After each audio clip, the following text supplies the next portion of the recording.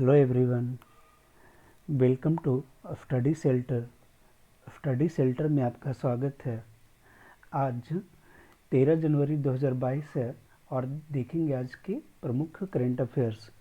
आपको सारे current affairs जो है वो एग्ज़ाम ओरिएंटेड मिलेंगे, कोई भी फालतू प्रश्न इसमें नहीं मिलेगा। तो आइए देखते हैं आज के प्रमुख करंट अफेयर्स। पहला प्रश्न है, भारत का पहला हेली हब कहाँ स्थापित किया जाएगा? ऑप्शन है नोएडा, गुरुग्राम, गांधीनगर, देहरादून। तो सही आंसर है गुरुग्राम। गुरुग्राम में भारत का पहला हेली हब स्थापित किया जाएगा और इसकी खासियत ये होगी कि हेलीकॉप्टर से संबंधित जितनी भी सुविधाएं हैं उन सभी को एक ही जगह पे एकीकृत किया जाएगा, जैसे हेलीपैड, हैंगर, मरम्मत और अन्य संबंधित सेवाओं को एक ही जगह पे जो है वो मुहैया कराया जाएगा। तो ये इसकी खासियत होगी। देखते हैं अगले प्रश्न को। अगला प्रश्न है, इंडिया स्किल्स 2021 प्रतियोगिता में 51 पदकों के साथ कौन सा राज्य पहले स्थान पर रहा है? ऑप्शन है महाराष्ट्र, केरल, ओडिशा और गुजरात। तो इसका सही आंसर है ओडिशा। हाल ही में इंडिया स्किल्स 2021 का आयोजन किया गया था, उसमें 26 राज्यों ने पार्टिसिपेट किया था। उन सभी में ओडिशा जो है वो 51 पदकों के साथ पहले स्थान पर था। आपको ये नहीं याद रखना है, अगर आप ओडिशा स्टेट गवर्नमेंट का कोई एग्ज़ाम दे रहे तो आपको मालूम रखना है कि हाँ कितना गोल्ड और कितना सिल्वर जीता। बस यही याद रखिए कि ओडिशा जो है वो पहले नंबर पे रहा स्किल इंडिया प्रतियोगिता 2021 में। और इस प्रतियोगिता को जो है वो कौशल विकास और उद्यमिता मंत्रालय के द्वारा संपन्न कराया गया था। इस प्रतियोगिता के जो विजेता हैं उन विजेताओं को जो है अक्टूबर 2022 में संघाई में होने वाले विश्व कौशल अंतर्राष्ट्रीय प्रतियोगिता में भाग लेने का भी अवसर मिलेगा। तो यहाँ से आपको 2-3 प्रश्न बनते हैं। पहला कि इंडिया स्किल्स 2020 में सबसे अधिक पदक किस राज्य को मिला? तो ओडिशा, सेकंड पे महाराष्ट्र, थर्ड पे केरल। किस मंत्रालय के द्वारा किया गया? तो कौशल विकास और उद्यमिता मंत्रालय के द्वारा। और विश्व कौशल अंतर्राष्ट्रीय प्रतियोगिता जो है 2022 में कहाँ होगा? तो संघाई, चीन में। ये सारे प्रश्न जो है इससे संबंधित हैं। तो आइए देखते हैं अगला प्रश्न।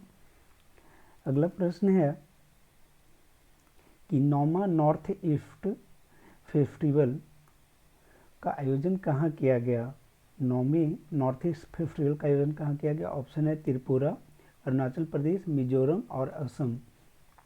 तो इसका आयोजन जो है वो असम में किया गया है। नौमा और नॉर्थ ईस्ट फेस्टिवल जो है वो गुवाहाटी, असम में संपन्न हुआ है और इस उत्सव का जो मुख्य उद्देश्य है वो है उत्तर पूर्वी क्षेत्र की वाणिज्यिक और पर्यटन क्षमता को बढ़ावा देना। फेस्टिवल के द्वारा जो है वो नॉर्थ ईस्ट में और पर्यटन को बढ़ावा दिया जाएगा, साथ ही कॉमर्स अर्थात निवेश पे जो है फोकस किया जा रहा है। कैसे ज़्यादा से ज़्यादा जो है वो निवेश को यहाँ आकर्षित किया जाए, इसलिए ये नॉर्थ ईस्ट फेस्टिवल का आयोजन किया जाता है। तो कहाँ किया गया है? गुवाहाटी, असम में। आइए देखते हैं अगला प्रश्न। अगला प्रश्न है, राष्ट्रीय युवा दिवस 12 जनवरी को मनाया जाता है, तो 2022 की थीम क्या है? यह सब दिमाग में है, सक्षम युवा, सशक्त युवा, युवा उत्साह, नए भारत का, वैश्विक कार्य के लिए युवाओं की भागीदारी। तो इसका सही आंसर है यह सब दिमाग में है। देखिए, राष्ट्रीय युवा दिवस जो है वो मनाया जाता है 12 जनवरी को और इसका जो इस बार का थीम है वो है it is all in the mind. आपको दोनों याद रखना है, कभी कभी ये इंग्लिश शब्द को ही हिंदी में लिख के देता है, it is all in mind या यह सब दिमाग में है। इन दोनों टर्म को आपको याद रखना है। अब ये मनाया क्यों जाता है? तो ये मनाया जाता है स्वामी विवेकानंद की जयंती पे। और ये कौन सी जयंती थी? ये था 159th जयंती स्वामी विवेकानंद का। इनका जन्म जो है वो 1863 में हुआ था और भारत सरकार ने 1984 में निर्णय लिया कि इनके जन्म दिवस को युवा दिवस के रूप में सेलिब्रेट किया जाएगा और पहली बार 12 जनवरी 1985 से यह मनाया जाना शुरू किया गया। स्वामी विवेकानंद का जो बचपन का नाम था वो नरेंद्र नाथ था, ठीक है। और ये जो है 1893 का शिकागो विश्व धर्म संसद था, उसमें अपने प्रसिद्ध भाषण के लिए जो है ये जाने जाते हैं।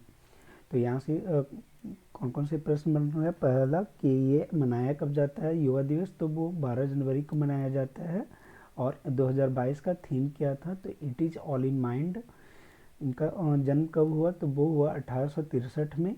कब से मनाया जा रहा है राष्ट्रीय युवा दिवस, तो 1985 से, ठीक है। और शिकागो धर्म संसद में स्वामी विवेकानंद कब भाग लिया था, तो 1893 में। ये सारे प्रश्न इससे संबंधित हैं।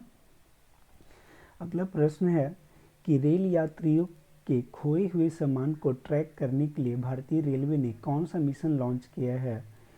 ऑप्शन है मिशन गेटवे, मिशन वापसी, मिशन प्रतिदान या मिशन अमानत।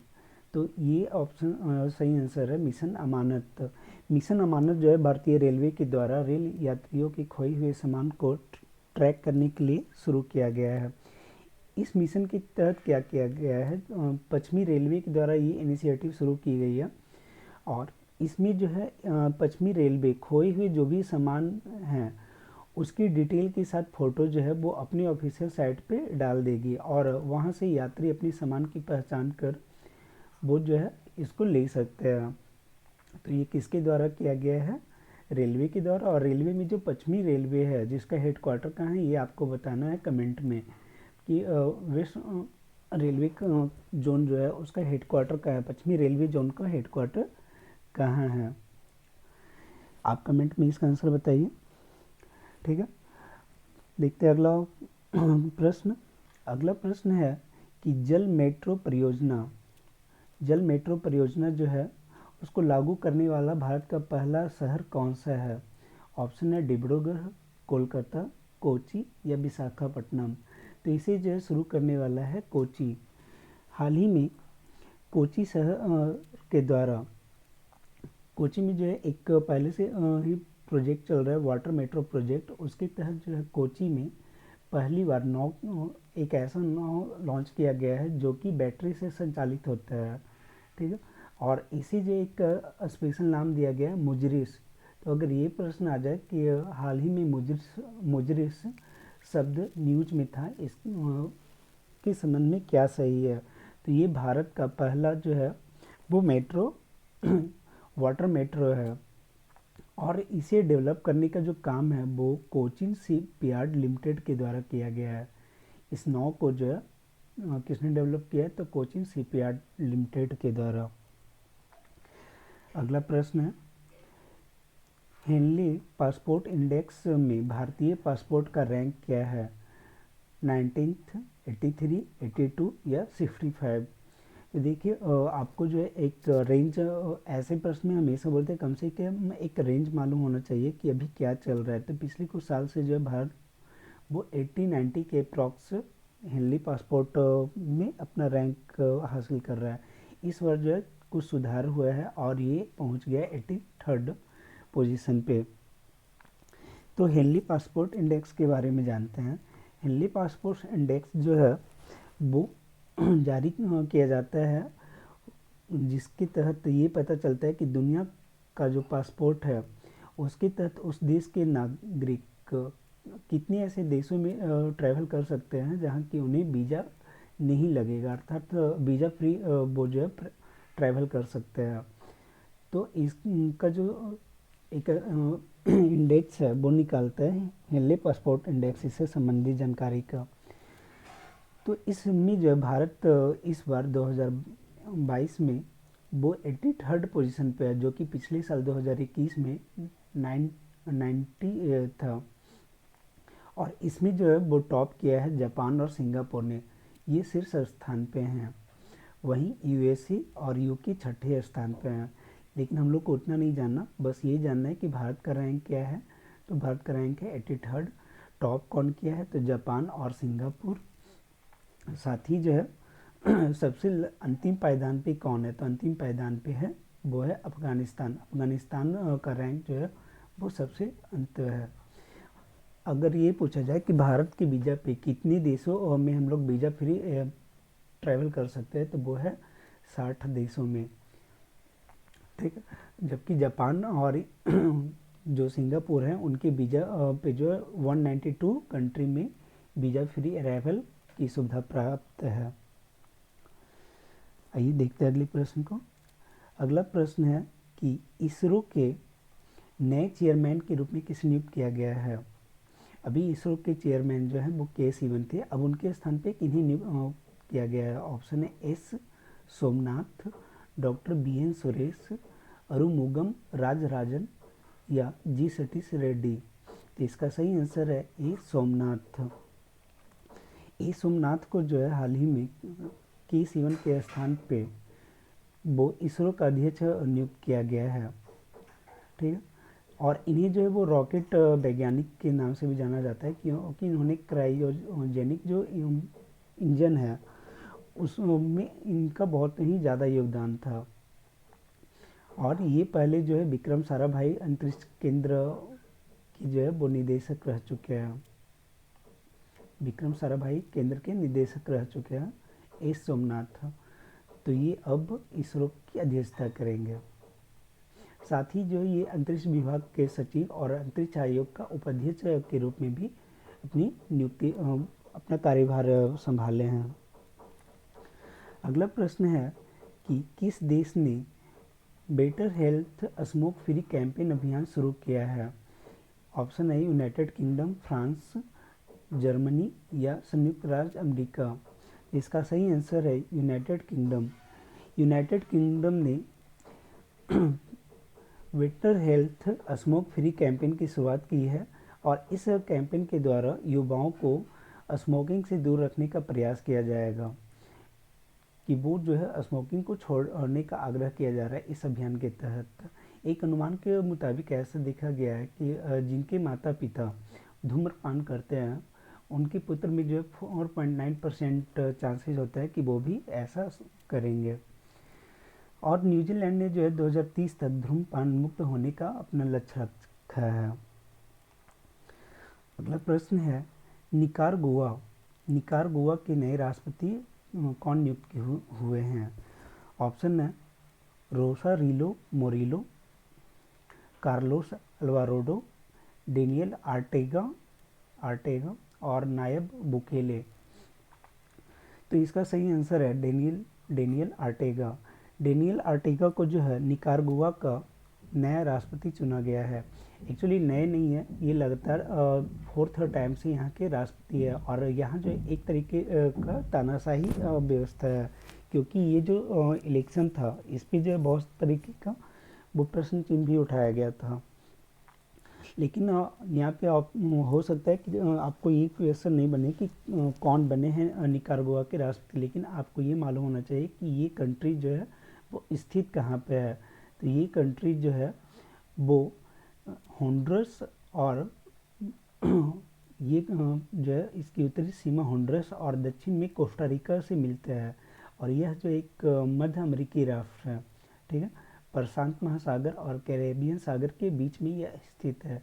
इधर जो है ये हो रहा है पैसिफिक ओशियन और ये कैरेबियन सी, इन दोनों के बीच में ये स्थित है। और इसकी जो राजधानी है वो है मैंगुआ और ये यहाँ के राष्ट्रपति नियुक्त हैं डेनियल आर्टेगा।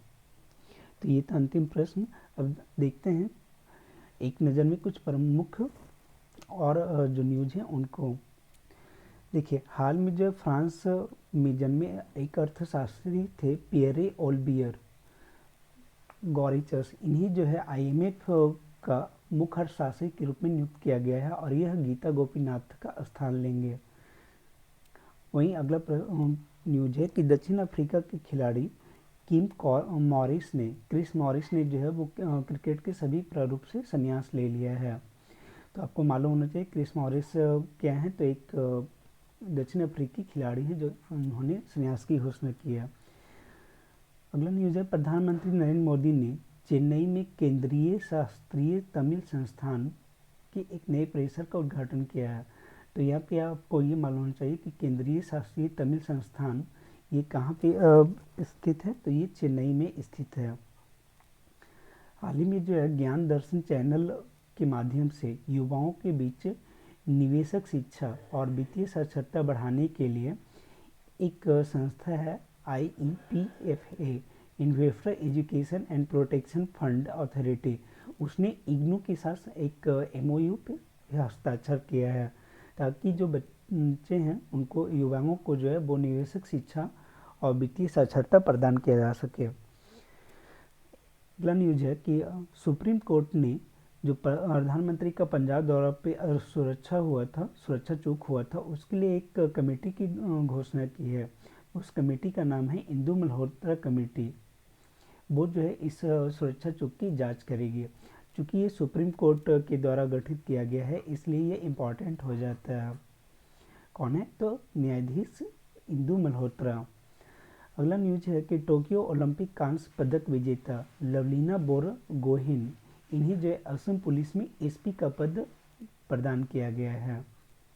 ठीक है, तो ये जानना चाहिए।